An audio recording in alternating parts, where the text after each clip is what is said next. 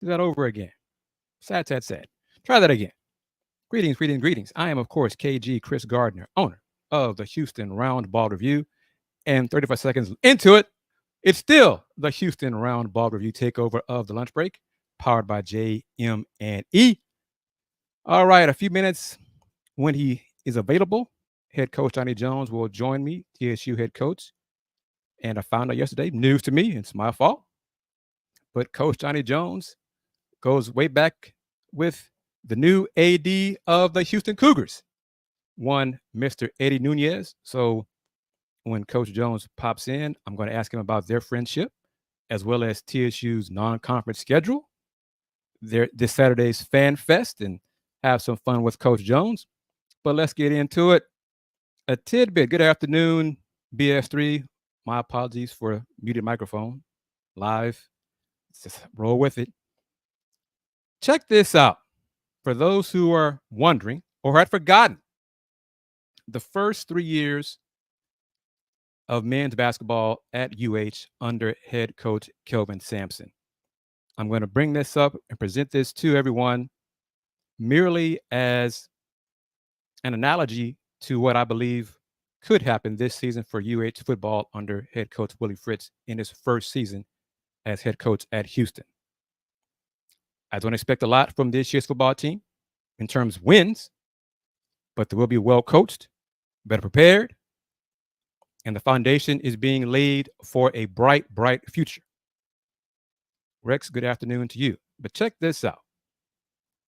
Head coach Kelvin Sampson's first year at Houston, 13-19 overall. I know the story. Had only 2 players returning, 4-14 in conference, 10 seed in the AAC tournament.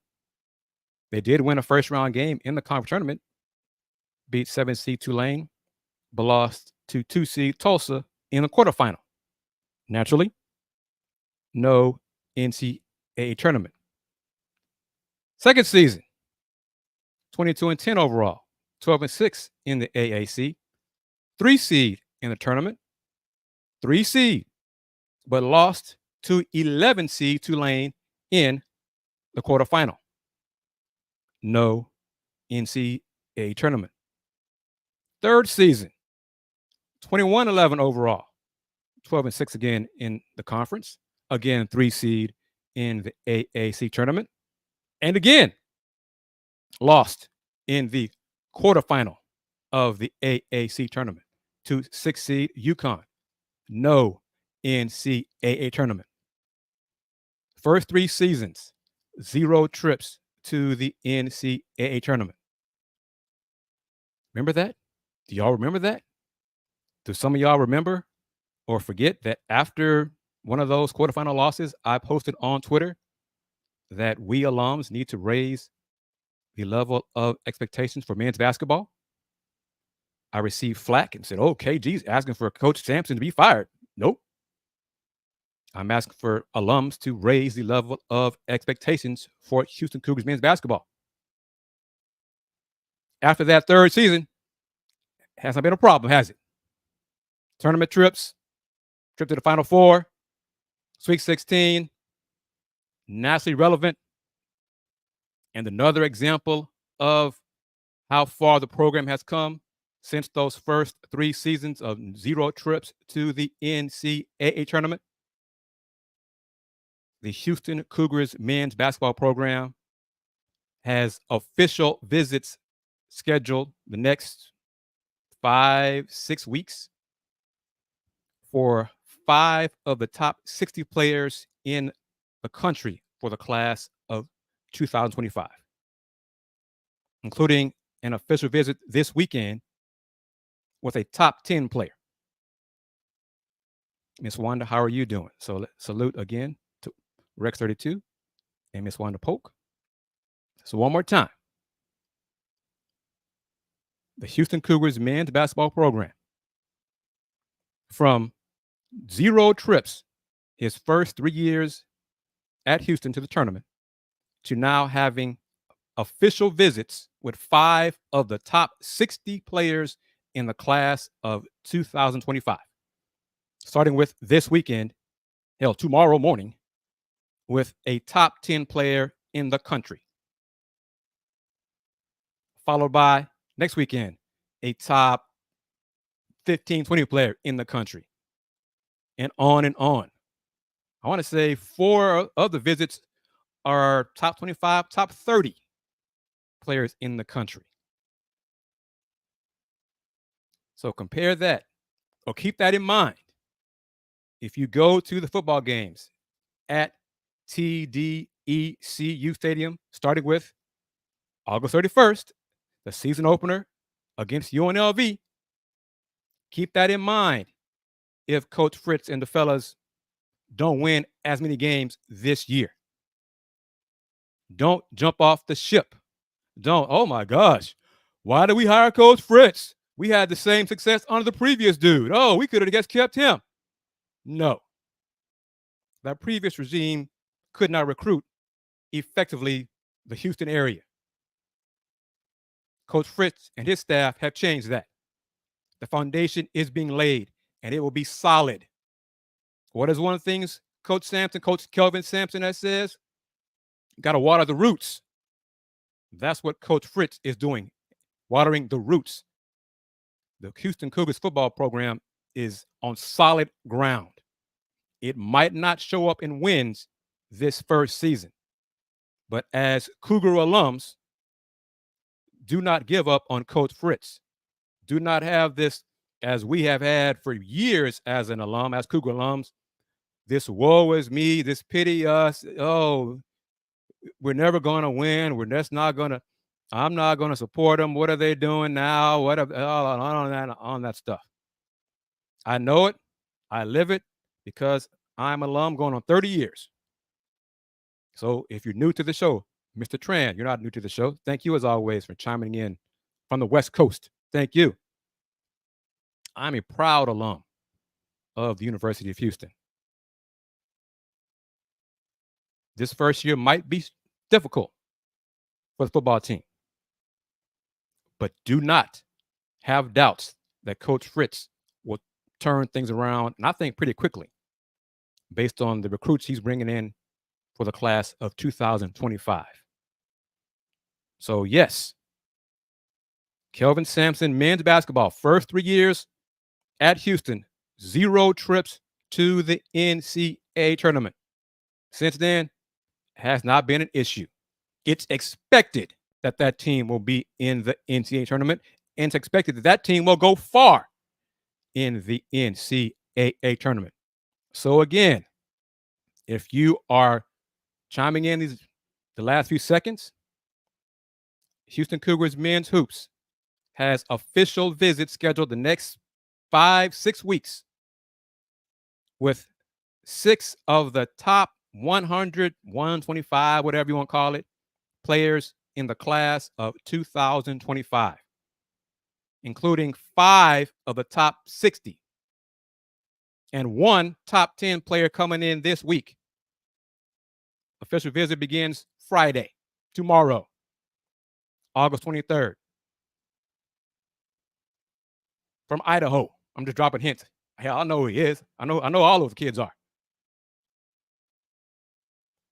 And signs are, out of these 5 or 6, the Cougs might get 2 of them to commit. Think about that. Think about that, how far the program has come. How nationally relevant the program is now. Think about that. Miss Wanda, I think Miss Wanda remembers those dark days, those dimly lit games at Hofheinz Pavilion. When Hofheinz, you could toss a brick in a section and not hit anybody because no one was there. To now sold out crowds, waiting list. It's one of the places, one of the it spots to be in town for basketball. So do not give up on Coach Fritz and Houston Cougars football program after this first season. And some fans are fickle. Some fans, a lot of Cougar fans are fair weather. A lot of people are fair weather in Houston. As Rex says, they want instant results instead of a solid build. And I go back to it.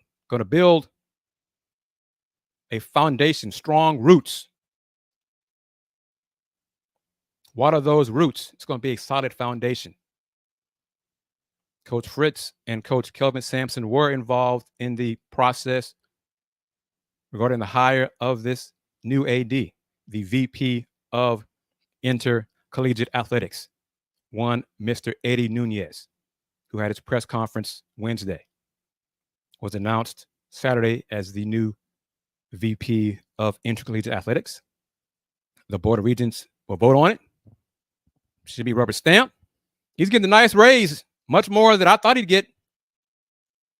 Joseph Duarte from the Chronicle reported that Mr. Nuñez starting salary will be $900,000 his first year, with raises to go up to $1 million plus in his fifth year.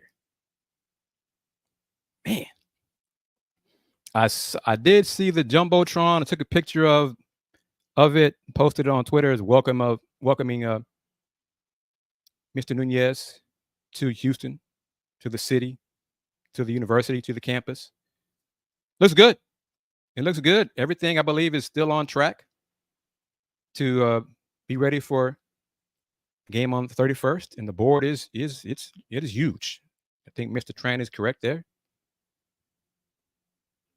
But yes, Houston administration has stepped up and gave Mr. Nuñez a big bump in pay.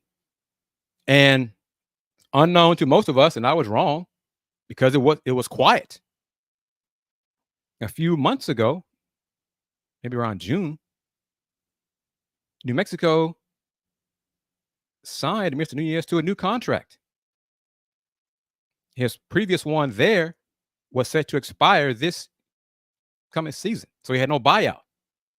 But he now has a buyout in the new deal that he set with Mexico, which Houston is paying as part of his deal to become the new AD at Houston. So Houston is spending the money. Quality AD. People speak highly of him. Yes, Houston also agreed to take out a loan for part of the expenses because they're so far behind, and because the Power 4 budget is the lowest in Power 4. The dependence, over-reliance on student fees for too long. That's a huge task for Mr. Nuñez. The President Khator wants him to double the athletic budget. That's going to take a lot of heavy lifting, a lot of new people, new corporations involved in the city of Houston. He is up for that challenge. It is a hell of a challenge. And Mr. Tran is bringing it up. Rex, Miss Wanda, Tran brought it up. It wasn't me. Tran brought it up. All right. He brought it up. We need a new women's coach. Tran has no faith in Ronald Hughey. On and on. So, Mr. Tran, not sure you had a chance to see it. Rex 32, let me know. Or Ms. Tran, maybe you did get a chance to see it. Has anyone or did anyone watch the live stream of yesterday's press conference? I was told that the volume of the audio was very low. And what I saw from YouTube, so I don't know if it's been changed, updated, modified since I was there yesterday, but the audio was very low, very low, which is disappointing. It was great inside the building. So we had no issue. We had no idea that people had difficulties hearing. So Rex said Channel 11 had better audio, or we, like I said, inside we had no problem. But Rex alluded to it, and this is for Mr. Tran as well. Here is my question to Mr. Nuñez while he was on the dais. regarding women's athletics. Mr. Nuñez, Kris Gardner, right here. How important is women's athletics, the success of them, to you? It's huge. It's huge. I've always been a passionate supporter of women's sports. From my days at LSU, even before that, I remember at Florida as a graduate student watching the successes of my peers even before that with women's soccer winning national championships, and I saw what it did for the rest of the department. Fast forward to where I was before at New Mexico. Women's sports, they took the reign for us in the beginning. Through some of the challenges, they were the ones carrying that flag. And so I knew the importance, but I also knew that their support and vice versa, the support of the men's student athletes of them is what helps us be successful. Lastly, I have two daughters. Two daughters that I want them to have every ability and opportunity in life. And so I'm going to do whatever it takes, not just to support our women's student athletes, but make sure that just like in the men and everybody else, is give them a chance to be great and be successful.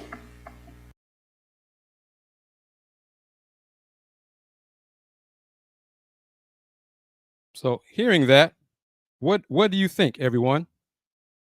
What are your thoughts on it? What the words he said? And obviously, he wasn't going to give a whole lot of details and specifics right there as I put him on the spot. As Tran says, what did you expect? Well, Coach Huey was there. He was there. Yes, he was there. But y'all know, y'all followed me long enough, I believe, to know my passion and affinity for women's athletics. Who else but me would have asked that question right there at the press conference? Who else in Houston media would have asked that question? I mean, be honest. So I asked it. He gave an answer. You could say somewhat chalk answer, but it's on the record now. And after the press conference, I shook his hand and reminded him, I mentioned it to him again, told him my name and said I asked him the question about women's athletics. And he said, "Oh yeah, I remember you. I remember the question. Great question. Thank you for asking it."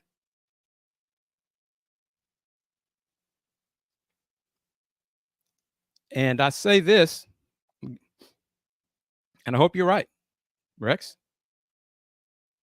And that goes the same for softball coach. Any coach underperforming, underachieving at Houston should be on alert. If Houston is true to their word, they say they want to compete for championships. Yes. Thank you, CA37. Thank you for bringing it up. You noticed that smirk too from the President Chancellor Khator. You noticed that? I saw it too. I'm not sure what do you make of that smirk? Her reaction. Is it a positive smirk or is it a negative smirk? Is it indifferent? Because I'll say this, and just heard from Coach Jones, try to get him on as soon as we can here. And I'm going to get to the Players Era Festival next. But I wonder, thank you, Bobby. Noticed it as well. Thank you. But I wonder if President Khator, the Board of Regents, are paying attention to the Caitlin Clark effect and how women's basketball specifically has taken off all over the country, but not here at the University of Houston. So I hope things change for the better soon. But all right. Trey, this is for you. Then let's go and get to the Players Era Festival. Because the U.S. women's schedule was announced on Tuesday. We'll get to that momentarily. But the Players Era Festival. Daniel Libet wrote this Tuesday. The NCAA on Tuesday circulated a memo about its rules regarding men's basketball multiple team events, MTEs, that appears to implicitly address, if not cast doubt, upon the new Players Era Festival in Las Vegas, which has agreed to pay $1 million to each of the NIL collectives of its 8 participating teams. The festival, which is set to take place from November 26 to 29 at T-Mobile Arena, and/or, that's important too, and/or MGM Grand Garden Arena, is a joint production of Ever Wonder Studio, led by media executive Ian Orphis and financially backed by Redbird IMI and Seth Berger, the co-founder / CEO of And1, blah, blah, blah, blah. First thing first, the memo that the NCAA circulated Tuesday and was obtained by a copy by Sportico apparently was the same memo sent to the participants months ago. Okay, so it wasn't new. The memo was not new. That's first. So keep that in mind. Everwonder has recently engaged marketing agency Intersport to handle the festival's operations, according to people familiar with the situation, while signaling that it will soon provide a public status update. Because as we know, there has not been anything mentioned about the games, the matchups. Fans of the schools want to make their plans and get their hotels and get their plane reservations, all those things, but nothing's been confirmed. So hopefully updates will be coming soon. All right, as promised, and as I maybe sent him the email link to the wrong email address, but anyway, joining me is head coach Johnny Jones. Coach, how are you doing? Doing great, and yourself? Doing great, Coach. Thank you very much for joining us here on the Takeover. I learned something new yesterday. What's that? I did not know you and Eddie Nuñez have been friends for so long. Yep. Our paths crossed a long time ago. I was actually still the head coach at University of North Texas. He was working as a athletic associate deputy athletic director there at LSU at the time, in charge of basketball, and our paths crossed. And fortunately, he was there when I went back as the head basketball coach at LSU. And so our relationship has been there for quite some time. And for those, and I noticed after the press conference, you said hi to his wife and daughter. So you know the whole family, huh? Yep. No, I've been knowing the whole family. They're a really close-knit group, and we used to have a lot of events, family events there at LSU as well, and they were always participants and being around. So it gave me an opportunity to be around them and see them, and to have the ability to interact. And because of Eddie's role with basketball, he was the oversight and overseer of the men's basketball program. So it allowed us to spend a lot of time together, including with his family. For those who don't know, including me, what kind of person is Eddie Nuñez?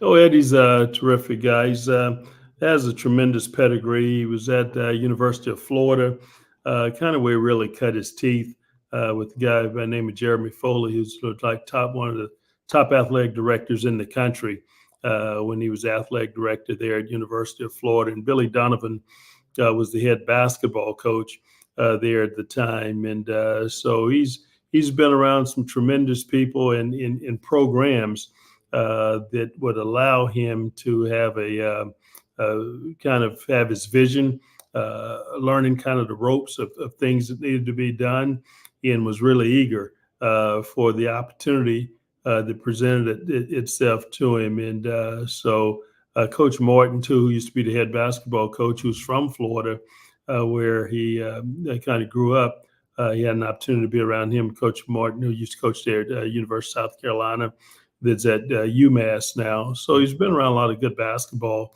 minds and people, and then having an opportunity to be around one of the greatest minds and athletic directors in the country, and Jeremy Foley, I thought set him up well. So I was excited when he had an opportunity to take the rings there at LSU in the position that he did. And we knew each other, but I did not understand the role that he played and the impact that he had until I really got back to LSU as the head basketball coach. And he wasn't just around basketball. He wore many hats in the program, which has prepared him for the opportunity that he has today, because it wasn't just basketball. He had a hand in from the basketball program, football, from the facilities to academics. He touched a little bit of everything to fundraising. So in the position that he held, the things that I thought that he was exposed to there at LSU, having a chance to be involved in every phase as though that he was an athletic director, it gave him an opportunity, and I think has really prepared him for the opportunities that he's getting right now. He gave you a shout out while he was on the stage. He saw you and was surprised to see you. And then afterwards, I asked him, talk more about your relationship, and he said he would give you a call and lean on you for some advice, because he said you're a great friend and a good person. So what does that mean to you? Oh, and it's wonderful, because we had our time there together there at LSU. I thought we had a really good relationship, and I enjoyed my time being around. I thought he did everything that he possibly could to try to help the program. Not everything got done, but I thought he had tremendous vision, understanding from facilities, some of the things that could be done that could really enhance our program. A lot of those things are in place. Obviously they're now, but I thought he had the vision to try to get those things done, because he loves the sports. He loved kids. And at the end of the day, and understand that we're all in this business because of the student athletes that are out there, and giving them the best opportunity they can is really trying to put the coaches in the best position that he can to give them an opportunity to thrive and be successful at the end of the day. And from football to facilities to basketball to weight rooms, you name it, had an idea how things really needed to be done and how it really needed to be shaped at the end of the day. And after I left LSU, we still remained and really kept in touch at the end of the day, because and the things I guess he'd be calling me for now is he'd be looking for a place to stay, or maybe where to eat, right? Because he certainly got the administrative part down, and really won't be needing to really pull on me from those. And he's got a tremendous group of resources and coaches and people there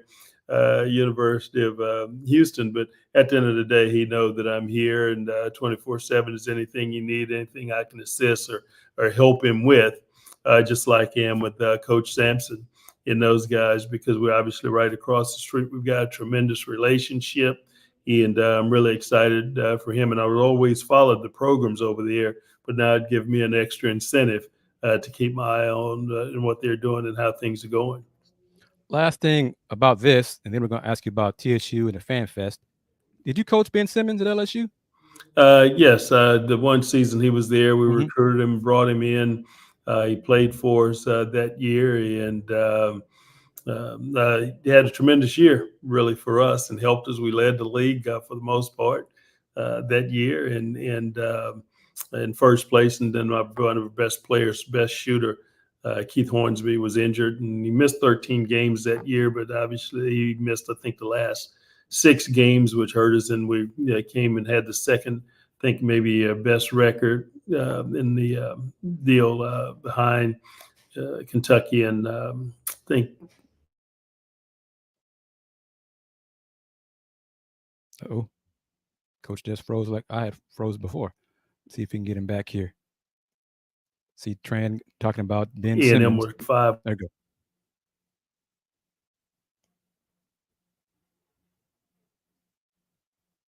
go. Oh, I hope Coach come back because I want to ask him about new signee that he has, as well as TSU's Fan Fest this Saturday afternoon, starting at 4 o'clock inside the H&PE Arena.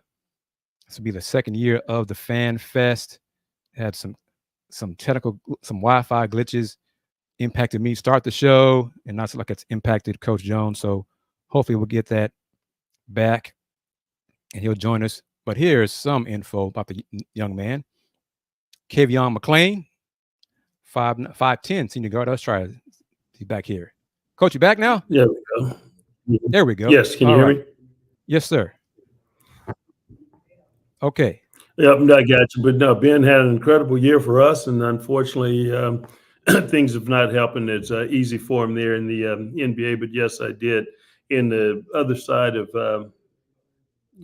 Eddie Nuñez is that he's developed a tremendous relationship with all those guys. And I think that's one of the great things about him is his ability to connect the dots, form and develop and maintain relationships. And one of his better guys that he has that with is Shaquille O'Neal, one of the most recognizable guys that ever played LSU, and their relationship is continued to develop as well. So look forward to him being able to do that. Coach, just talk about the Fan Fest this Saturday afternoon. Yeah, excited. Couldn't be more excited. I think Coach Grange has done a tremendous job of, again, trying to create a situation for bringing our fans in, our students in at the beginning of the year, so we can have an opportunity to mingle, be a part of it, come and it's welcoming really all of our students, student athletes, back to campus. And this is going to play in well, especially with all the freshmen that you have already on campus right now that's going through orientation and for the band to be able to come out, all of our sports here.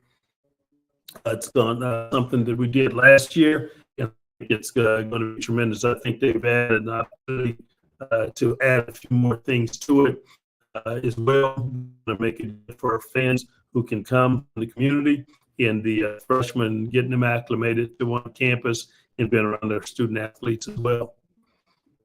Coach, well, what are your thoughts on new signee? Was it Kavion McClain? Yep. Oh, shucks. I think, one of the things we lost a lot of guys last year, and obviously everybody's familiar with PJ Henry, the job that he's done over the years, and being MVP of the conference tournament 2 years in a row, and then graduated and leaving, just going to leave a void for us.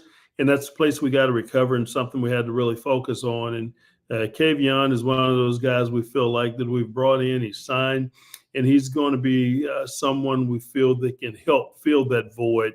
And it's probably going to have to be done by committee, but he's certainly going to be a great bright spot for us that our fans are going to really, really enjoy.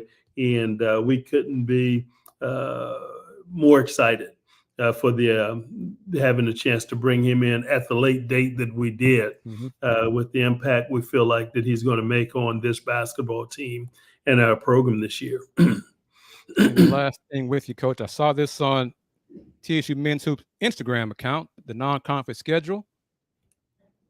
You got a tough one again, Coach. So yeah, but I tell you, what I like about it, though, it gives us 4 home games at the end of the day, and I couldn't be more excited about that. That's something we usually don't have an opportunity to do. Those 4 other opportunities we're usually on the road, so we're making some improvement. We're getting better, and when you look at that schedule, obviously we're at some tough places to play in Georgia and Georgia Tech, and was it New Mexico is another challenging spot. Xavier, probably a top 25 team. The other part of the schedule when we're at Abilene Christian, Sam Houston State, and at who is it? Abilene Christian, Sam Houston State. And those teams are going to be returning games for us, and including Sanford would be coming back here next year, which are going to give us 3 additional home games, right? Okay. So we've got 4 home games this year. We'll go on the road and play now. The following year, team's going to be returning games to us, which is going to give us our fan base an opportunity to see us early on instead of waiting until in January when conference starts. And that's going to be their first time really having a chance to be in their seats and locking eyes on us. Now they've got an early opportunity to come out and watch their basketball team, become familiar with the new guys that we have. And so when conference play start, they're already warmed up and ready to go because they've had an opportunity to see us doing a little bit of a phase prior to January 2nd, 3rd, or 4th, or whatever, generally when that normally happens. Then one last thing, Coach. What are your thoughts on the SWAC going to conference games where just the men and women play together on Saturday, and the men play by themselves on Monday, women by themselves on Thursday? Yeah. Well, I think it gives their fans a better opportunity to want to bring their kids and make it more of a family event at the end of the day for us, because when we play the double hitters, I think during the week, depending on how long the first game goes, it puts us deep into the night, and kids are getting out of here late and they've got school the next day. So I think it makes it a little bit tougher for fans or families who want to bring it out and make it more of a family event and a family deal. On Saturdays, you play the early game, and I think then you can have the double hitter because the games are played early enough, and then families can decide what they want to do early on.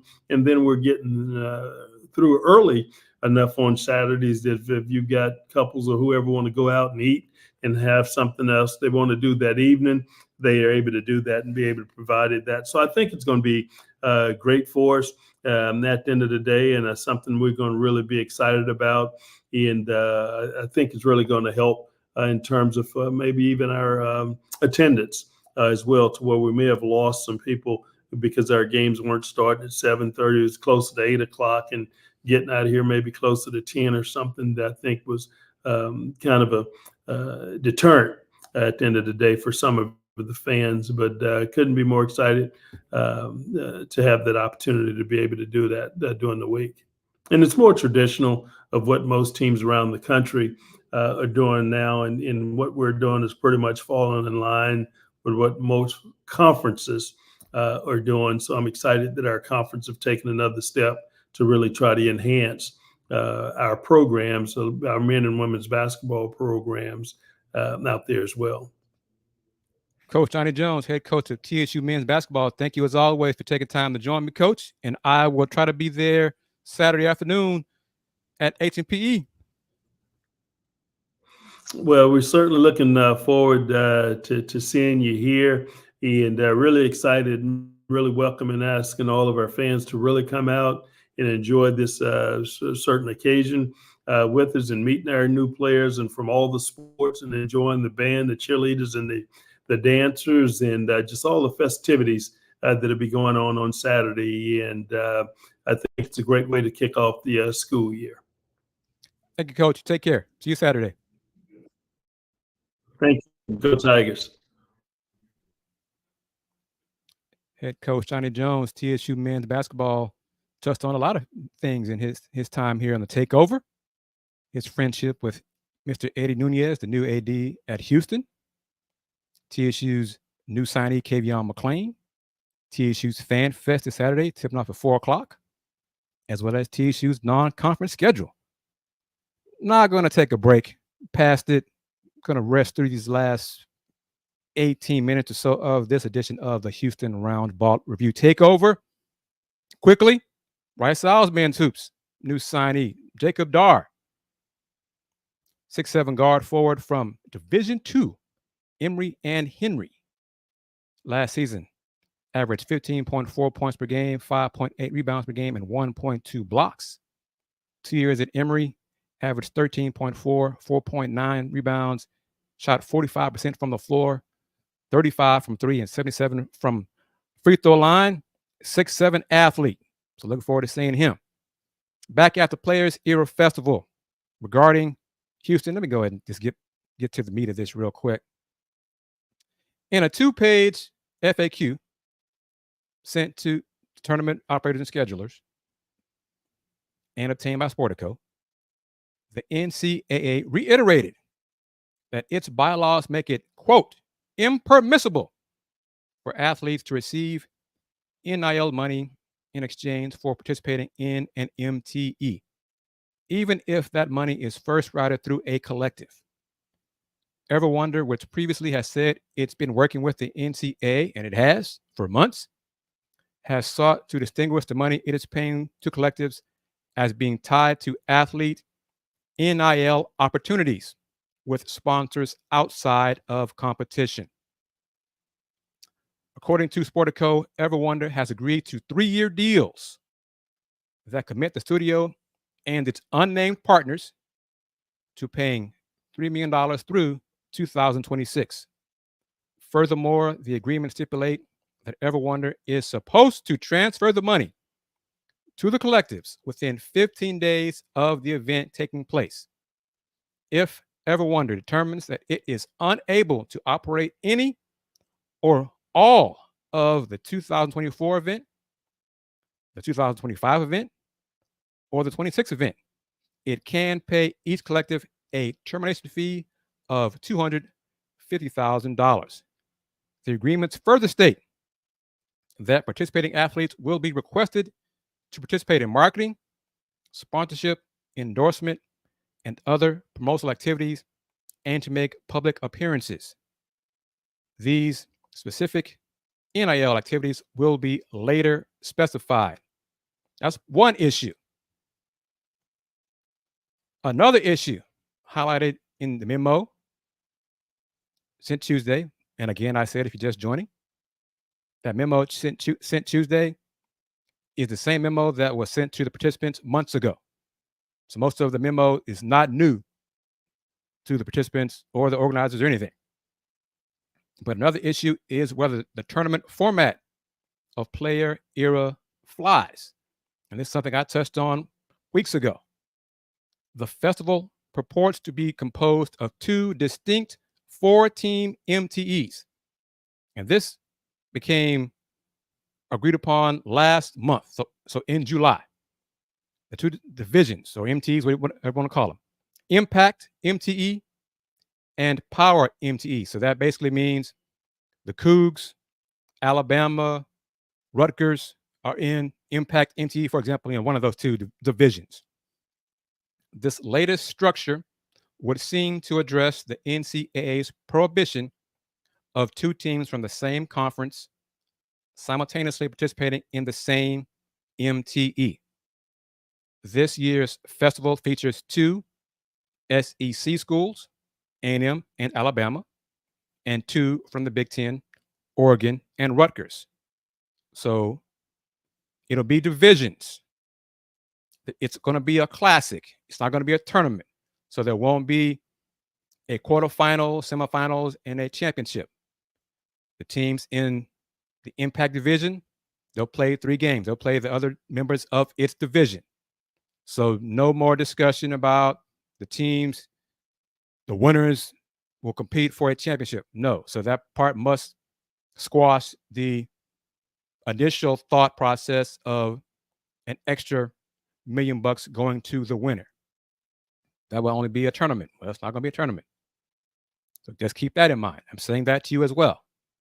And then lastly, still, the NCAA's memo suggests that the event would require some interpretive generosity or a thick veil of ignorance to pass muster. Quote, even if the MTE is structured in such a way, divisions, brackets, in which 2 teams from the same conference will not play each other, 2 teams from the same conference may not participate in the same MTE, end quote, according to the NCAA.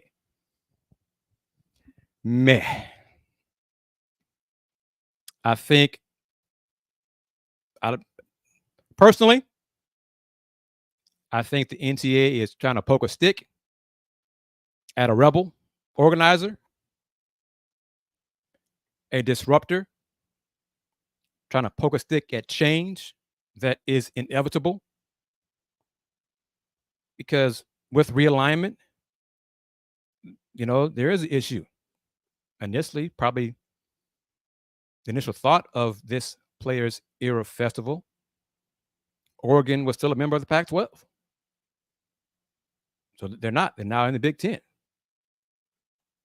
So why the NCAA is trying to do this, and the NCAA has lost so many lawsuits in court. As a media member, but also as a UH alum, I want to make sure UH and then the other schools who are part of the inaugural Players Era Festival get paid. That's what I want. I'm going to say this. There is a chance. I'm not going to put a percentage on it. I don't know, 10, 20, 30, 40, 50, whatever. I don't know. But there is a chance that the Players Era Festival in Vegas won't happen this year. All options are on the table. The participating schools may still play the 3 games as part of an MTE. It just might not be in Las Vegas. It might be a neutral site somewhere else. Heck, it might be different teams at home under a Players Era Festival umbrella. So it might not be in Vegas, but the matchup still might be part of the Players Era Festival just taking place somewhere else. Does that make sense? Rex 32 and everybody watching on Facebook, Twitter, Twitch, YouTube, of course, and on Roku via the BS3 network. So matchups will happen, might just be different matchups. I don't believe Houston, Alabama won't happen. I believe it will happen. It just might not happen in Vegas. The organizers of the Players Era Festival, there were questions about this when it was first announced. There are different questions about it now. Hopefully those questions are answered as soon as possible, so everyone can finalize their plans. All these participating schools have to finalize their schedules. Their fans have to finalize their plans.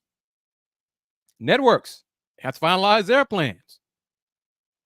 So hopefully this will all be resolved soon. And by soon, early September, something like that.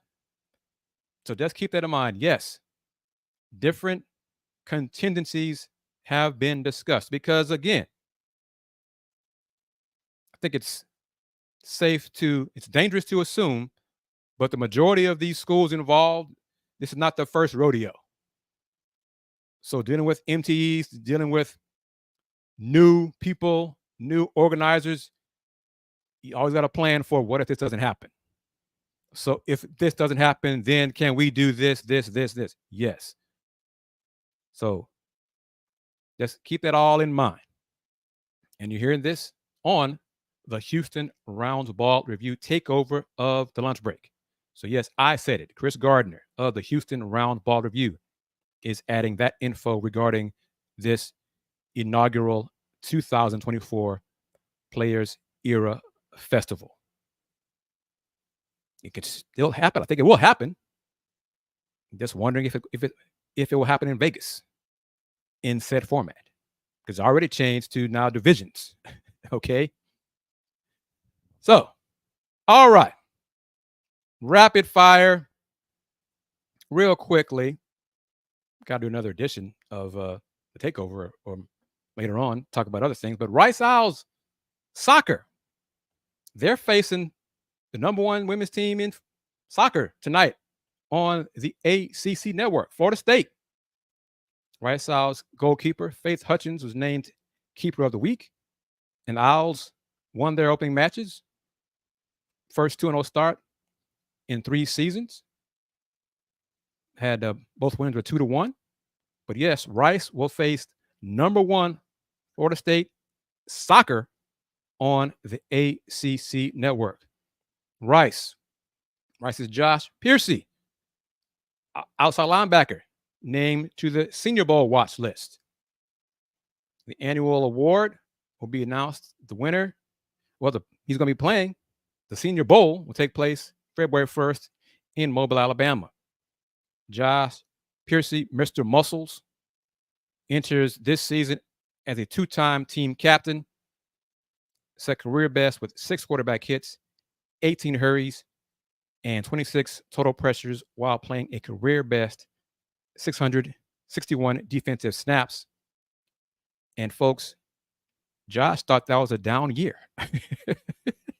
He thought that was a down year. So no more information on the loan. I think Joseph Duarte has some information on it about the loan UH took. It is confirmed it's going to happen and got to pay it off in how many years was it? But yes, back to UH, the need for fundraising. Mr. Nuñez has to do that. And yes, this news here, UConn, I'll say this, these last 4 minutes plus of the takeover. Brett Yormark, Big 12 commissioner, wanted UConn to join 2 years ago.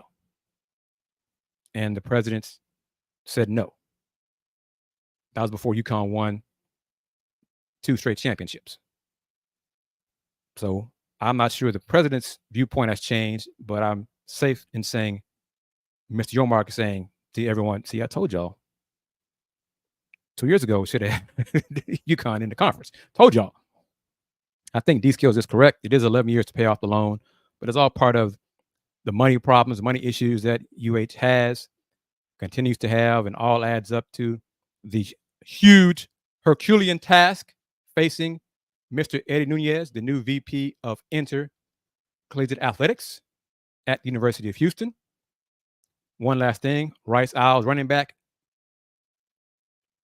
Dean Connors named to the Earl Campbell Award watch list. So I want to give him a shout out. See, I've touched on Rice, UH, TSU on this edition of the Houston Roundball Review Takeover. That's what this show does. It discusses the H-Town teams, the H-Town college teams. So keep that in mind, the H-Town college teams, Rice, TSU, UH, of course, my alma mater. Always plug them first. And lastly, let me jump up to it in these closing moments of this edition of the Takeover. See if I can find the slide. The Hueys. No. Here we go. The Hueys. Non-conference schedule was announced on Tuesday. Opened up on election night. Why they do that? No idea why they do that. Against UTRGV. Then at Georgia, Friday, November 8th. They go to Rice on Thursday, November 14th. They host HCU on the 17th, Sunday, 2 p.m. Then Alcorn State from the SWAC come to town on the 21st. In North Texas on the 24th. And then they have a holiday tournament in New Orleans on November 29th and 30th. First game against the Big Ten's Minnesota Golden Gophers, Friday afternoon on the 29th. And then the next day on the 30th, game against the Pacific. Those 2 matchups, part of the Big Easy Classic. Then after that, on the road to face UT Arlington on December 4th. And the wrap-up non-conference home against Southeastern Louisiana on December 8th. And then Mississippi Valley State on December 17th.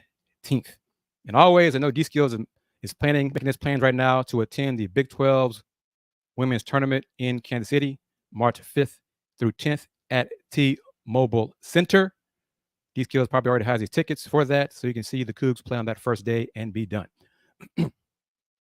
Oh, see, Rex going there. Big Easy Classic, easy W against UH.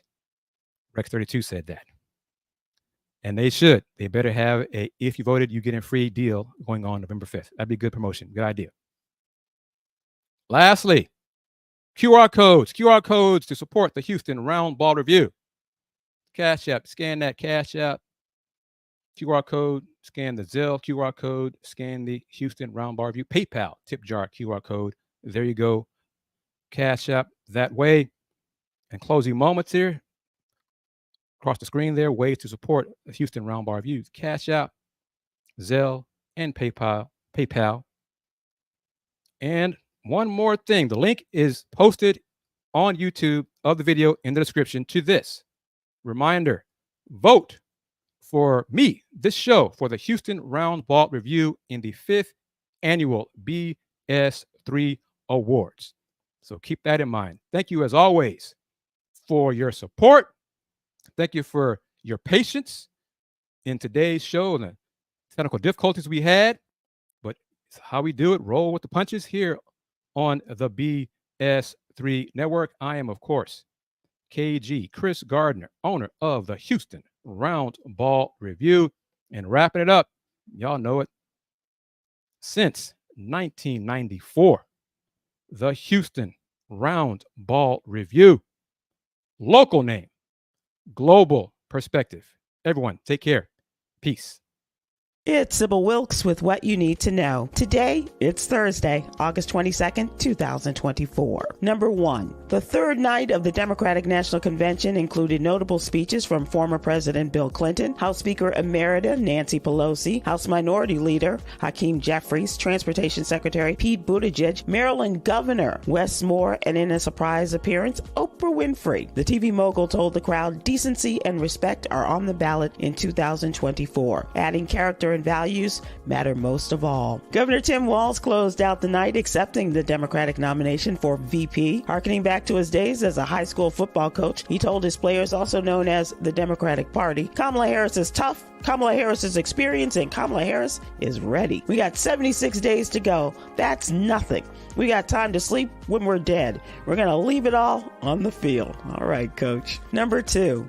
60 years ago, Fannie Lou Hamer's powerful speech at the 1964 Democratic National Convention exposed the harsh realities of voter suppression in the segregated South. Despite attempts to downplay her effect, her testimony brought widespread attention to racial injustice and solidified her legacy as a fearless advocate. Her activism, including speaking out against forced sterilizations, continues to inspire the fight for equality and justice in America. Number 3, preventing chronic pain before it starts is possible with the right exercises. There's a book called Sit Up Straight, offers 12 simple movements to avoid and relieve pain from injury, bad posture, and more. Consistent practice can improve flexibility and reduce the likelihood of chronic pain, supported by research on the benefits of exercise. Read more about it in today's newsletter. Number 4, the Black Man Lab in Atlanta provides a safe space for Black men to connect, pray, and discuss challenges. In a recent meeting, attendees reflected on the possibility of a Black woman becoming president and the role of Black men in the election. Both Democrats and Republicans see Black men, especially those under 40, as crucial voters this year. Number 5, adolescent mental health has become a critical concern, with new CDC data showing a sharp rise in Black youth suicides. Since 2019, suicide rates among Black youth ages 10 to 19 have surged 54%, highlighting the urgent need for better mental health care access. Racial discrimination and trauma are major factors significantly affecting the mental health of Black adolescents. Here's your daily inspiration from Yogi's Jewels. True honesty is about more than just telling the truth. It's about living truthfully. Join me today live on YouTube and Facebook at 7 p.m. Eastern, 6 p.m. Central with our mental health and wellness contributor, Aprilette Russell. And it's Virgo season. Ms. Astrology will be with us today as we discuss today's top headlines and more. I'm Sybil Wilkes. Be informed, be empowered.